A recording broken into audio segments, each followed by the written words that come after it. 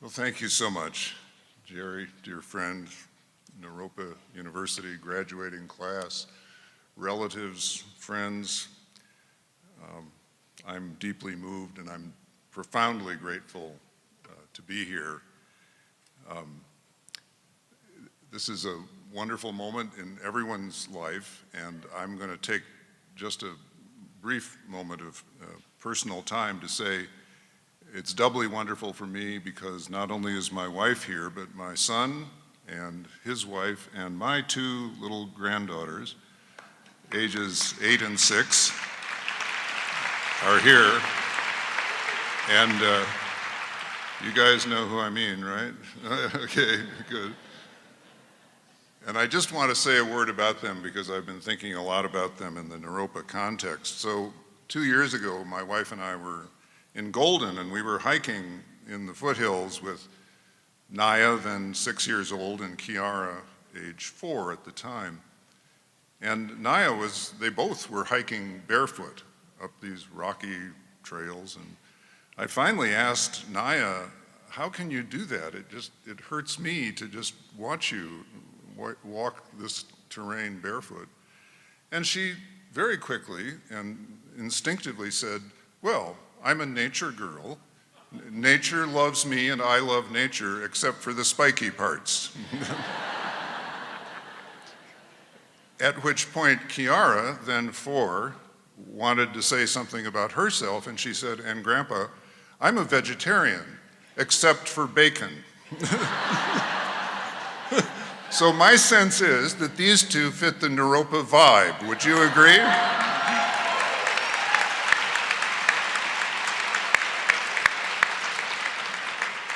And I have scheduled visits with the admissions department for both of them right after this ceremony. I'm honored to be here, but my true honor is that I get to share this important moment in the lives of the class of 2015. A deep bow to all of you, and a deep bow also to the friends and family and relatives and strangers and the staff and faculty and administration of Naropa University who have helped you come to this day.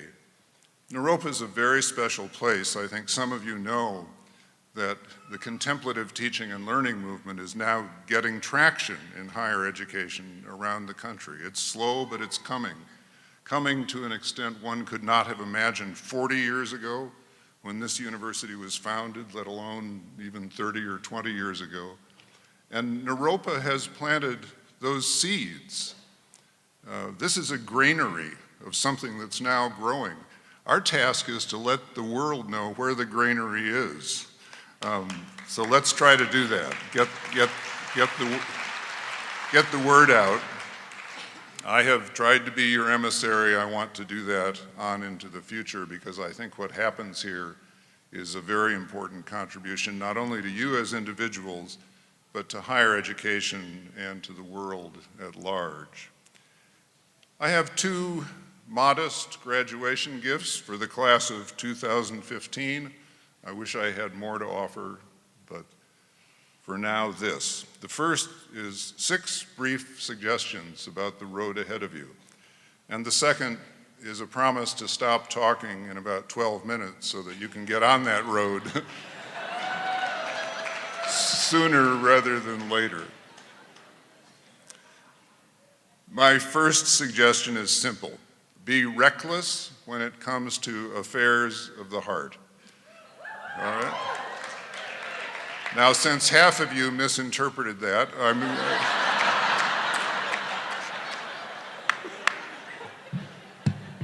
it's true I spent the 60s in Berkeley, but I'm 76 now, and well, there may be snow on the roof, but there's still a fire in the furnace.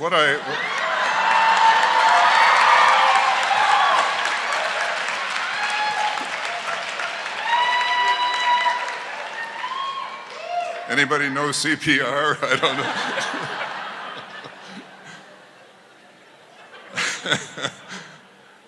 What I really mean, parents and grandparents, is be passionate, fall madly in love with life. Be passionate about some part of the natural and/or human worlds, and take risks on its behalf, no matter how vulnerable they make you. No one ever died saying, "I'm sure glad for the self-centered, self-serving, and self-protective life I lived." Offer yourself to the world, your energies, your gifts, your visions, your heart with open-hearted generosity. But understand that when you live that way, you will soon learn how little you know and how easy it is to fail. To grow in love and service, you, I, all of us must value ignorance as much as knowledge and failure as much as success. I know this is ironic advice on graduation day, but clinging to what you already know and do well is the path to an unlived life. So, cultivate beginner's mind, walk straight into your not knowing, and take the risk of failing and falling again and again, then getting up again and again to learn. That's the path to a life lived large in service of love, truth, and justice. Second, as you integrate ignorance and failure into your knowledge and success, do the same with all the alien parts of yourself.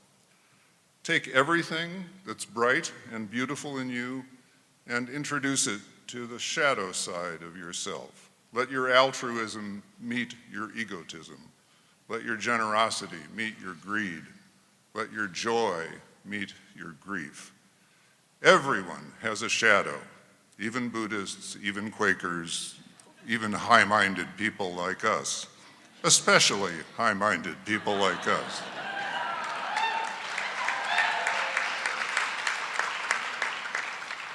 But when you are able to say, "I am all of the above, my shadow as well as my light," the shadow's power is put in service of the good.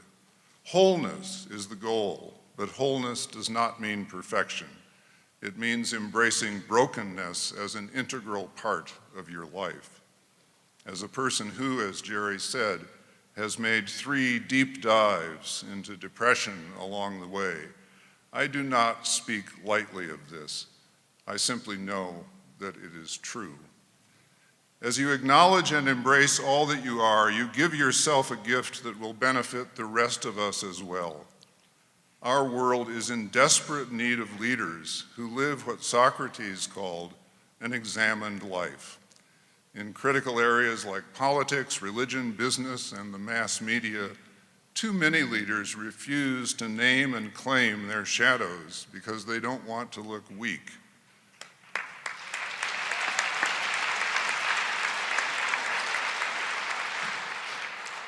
With shadows that go unexamined and unchecked, they use power heedlessly in ways that harm countless people and undermine public trust in our major institutions.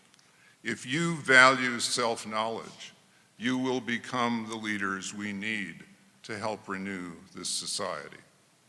But if, for some reason, and I doubt that there's anyone like this here, if for some reason you choose to live an unexamined life after you leave this place, I beg of you, do not take a job that involves other people.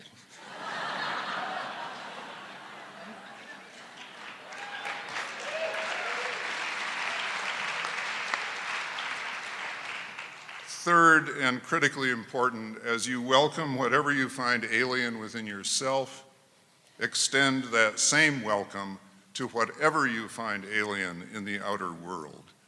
I don't know any virtue more important these days than hospitality to the stranger, to those we perceive as other than us.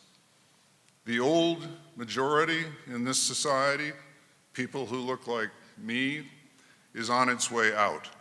By 2045, the majority of Americans will be people of color.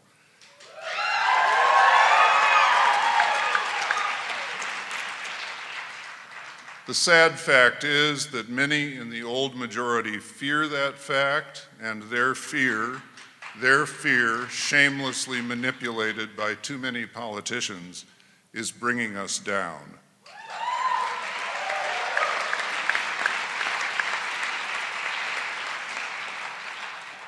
The renewal this nation needs will not come from people who are afraid of otherness in race, ethnicity, religion, or sexual orientation.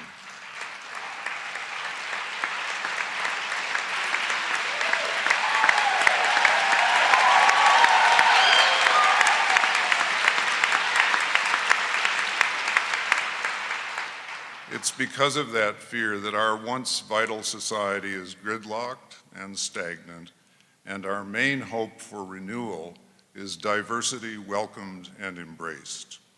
I recently met a professor on a visit to Southern California who had left a prestigious institution, predominantly white, to teach undocumented youth in Southern California. I asked him how it was going, and he said, "Best move I ever made. My previous students felt entitled and demanded to be entertained. My undocumented students are hungry to learn, hardworking, and courageous enough to keep moving out of their comfort zones. America will be renewed by people with these qualities."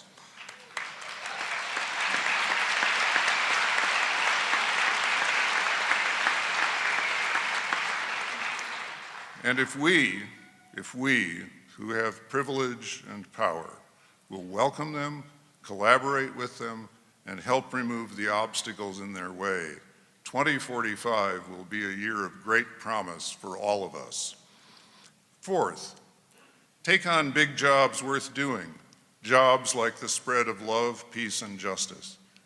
That means refusing to be seduced by our cultural obsession with being effective as measured by short-term results. We all want our work to make a difference, but if we take on the big jobs and our only measure of success is next quarter's bottom line, we'll end up disappointed, dropping out, and in despair. Think of someone you respect because he or she lived a life devoted to high values, a Rosa Parks, a Nelson Mandela, or someone known only to a few. At the end of the road, was that person able to say, "I'm sure glad I devoted my life to that job because now everyone in the world can check it off their to-do lists forever and ever"? No, our heroes take on impossible jobs and stay with them for the long haul because they live by a standard that trumps effectiveness. The name of that standard, I think, is faithfulness. Faithfulness to your gifts, faithfulness to your perception of the needs of the world, and faithfulness to offering your gifts to whatever needs are within your reach. The tighter we cling to the norm of effectiveness, the smaller the tasks we'll take on, because they are the only ones that get short-term results. Public education is a tragic example. We in this country no longer care about educating children, a big job that's never done. We care only about getting kids to pass tests with measurable results.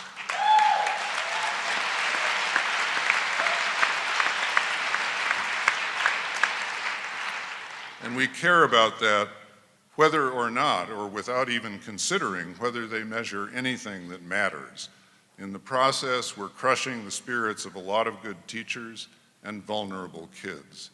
Care about being effective, of course, but care even more about being faithful, as countless teachers do. Faithful to your calling and to the true needs of those entrusted to your care.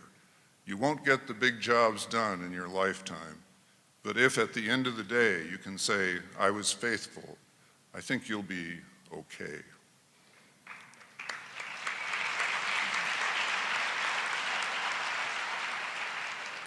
Fifth, since suffering, I don't need to tell this to Buddhists. I just didn't know you could have so much fun. That's all, I didn't know. Since suffering as well as joy comes with being human, I urge you to remember this. Violence is what happens when we don't know what else to do with our suffering. Violence is what happens when we don't know what else to do with our suffering. Sometimes we aim that violence at ourselves, as in overwork that leads to burnout or worse, or in the many forms of substance abuse. Sometimes we aim that violence at other people. Racism, sexism, and homophobia often come from people trying to relieve their suffering by claiming superiority over others. The good news is that suffering can be transformed into something that brings life, not death. It happens every day. I'm 76 years old. I now know many people who've suffered the loss of the dearest person in their lives. At first, they go into deep grief, certain that their lives will never again be worth living. But then they slowly awaken to the fact that not in spite of their loss, but because of it, they've become bigger, more compassionate people with more capacity of heart to take in other people's sorrows and joys. These are broken-hearted people, but their hearts have been broken open rather than broken apart. So every day, exercise your heart by taking in life's little pains and joys. That kind of exercise will make your heart supple the way a runner makes a muscle supple, so that when it breaks, and it surely will, it will break not into a fragment grenade, but into a greater capacity for love. Sixth, and finally, I quote Saint Benedict, not a Buddhist, but still worth quoting, who said, "Daily keep your death before your eyes." That may sound like a morbid practice, but as I think you know, it isn't. If you hold a healthy awareness of your own mortality, your eyes will be opened to the grandeur and glory of life. And that will evoke all of the virtues I've named, as well as those I haven't, such as hope, generosity, and gratitude. If the unexamined life is not worth living, it's equally true that the unlived life is not worth examining. So I'll close with this brief quote from a great writer, Diane Ackerman, who reminds us to live, truly live our lives. And I quote, "The great affair, the love affair with life, is to live as variously as possible, to groom one's curiosity like a high-spirited thoroughbred, climb aboard and gallop over the thick, sun-struck hills every day. Where there is no risk, the emotional terrain is flat and unyielding, and despite all its dimensions, valleys, pinnacles, and detours, life will seem to have none of its magnificent geography, only a length. It began in mystery, and it will end in mystery, but what a savage and beautiful country lies between." Once again, a deep bow to the class of 2015, to each and every one of you, traveling mercies and blessings as you make the journey from one mystery to the next and the next and the next.